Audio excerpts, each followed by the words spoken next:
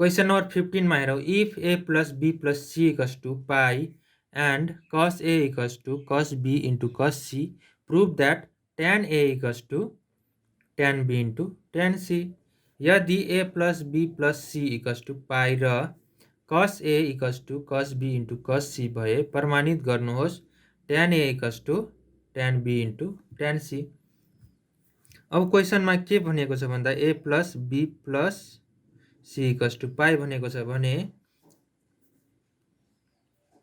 a equals to के हुन्छ त pi minus b plus c हुन्छ। a equals to pi minus b plus c हुन्छ। त्यसै गरी हामीलाई क्वेसनमा भनेको छ cos a equals to cos b into cos c हुन्छ। अब cos a equals to कति लेख्न सकिन्छ हामीले pi minus b plus c लेख्न सकिन्छ। त्यसै गरी cos a को ठाउँमा हामी pi minus b plus c लेख्छौँ equals to cos b cos c। अब पाई माइनस थीटा भनेपछि कुन क्वाड्रेन्टमा पर्ने भयो त अब हामी हेरौँ क्वाड्रेन्ट CAST टी भनेपछि यहाँ चाहिँ के पर्छ त 90 माइनस थीटा 90 360 प्लस थीटा पर्छ। यहाँ चाहिँ के पर्छ त 90 प्लस थीटा 180 माइनस थीटा भनेपछि 180 माइनस थीटा सेकेन्ड क्वाड्रेन्टमा पर्ने भयो। सेकेन्ड क्वाड्रेन्टमा पर्ने भयो भने सेकेन्ड क्वाड्रेन्टमा साइन र कस के हुन्छ पोजिटिभ बाँकी सबै नेगेटिभ भनेपछि साइन पाई माइनस थीटा भनेपछि 180 माइनस थीटा भनेको कति हुन्छ त minus cos b plus c हुन्छ इक्वल्स टु कस b कस c। अब फेरि cos b plus c को फर्मुला के हो त cos b plus c को फर्मुला हामी म यहाँ लेख्दैछु cos b plus c cos a plus b को फर्मुला के हो भन्दा cos a cos b minus sin a sin b हो हामी यो फर्मुला एप्लाई गर्छौँ। यो फर्मुला एप्लाई गर्दा के हुन जान्छ cos b cos c minus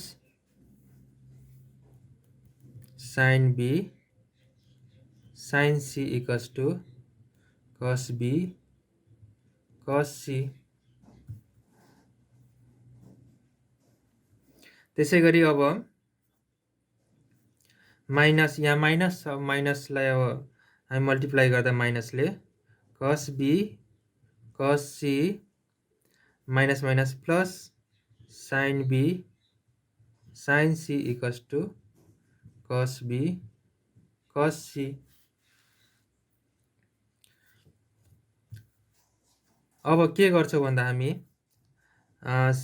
sin b लेख्छौँ पहिला sin b sin c लेख्छौँ अनि यो जुन minus cos b cos c छ नि यसलाई चाहिँ हामी राइट साइड लान्छौँ। राइट साइड लाँदा के हुन्छ त प्लस हुन्छ plus cos c plus cos b cos c। अब cos b cos c cos b add गर्न सक्यो किनभने सेम छ त्यही भएर sin b sin c equals to 2 cos b cos c हुन्छ।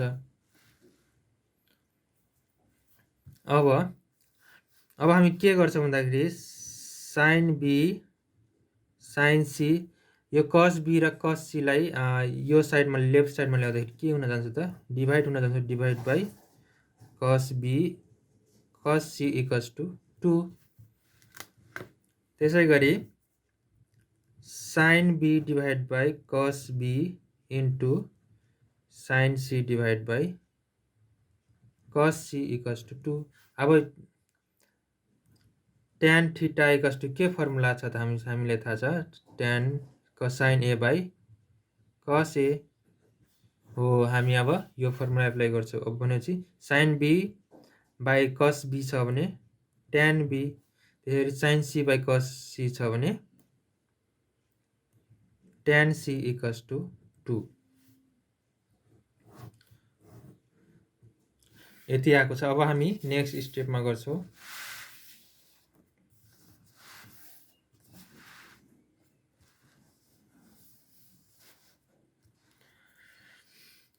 त्यसपछि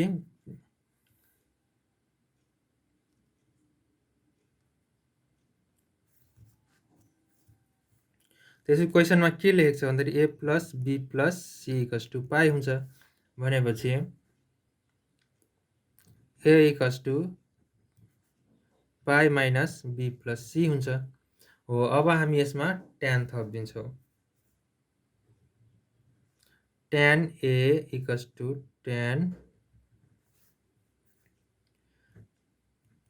पाई minus b plus c।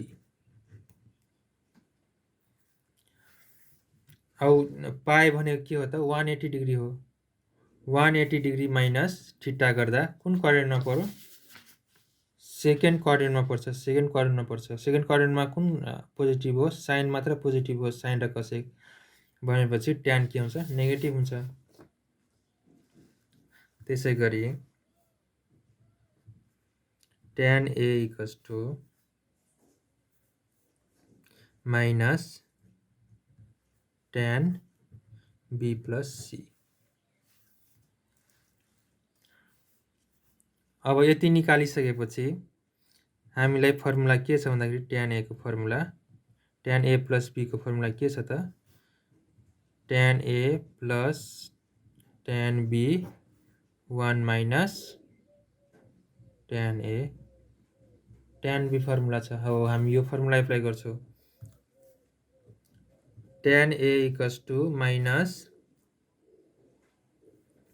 Formula apply गर्दा के हुन जान्छ त? tan b plus tan c 1 minus tan b tan c हुन जान्छ। त्यसै गरी tan a equals to minus tan b plus tan c divide by 1 minus. अब tan b into tan c यहाँ हेरौँ, tan b into tan c equals to 2 छ। त्यही भएर हामी यहाँ के लेख्छौँ त? 2 लेख्छौँ। त्यसै गरी tan a equals to minus tan b plus tan c divide by यो माइनस 2 र 1 के हुन्छ त? माइनस 1 हुन्छ। त्यसै गरी tan a इक्वल्स टु, अब यो माइनस र यो माइनस इन्टु गर्दा प्लस हुन्छ, त्यही भएर tan a equals to tan b plus tan c। Hence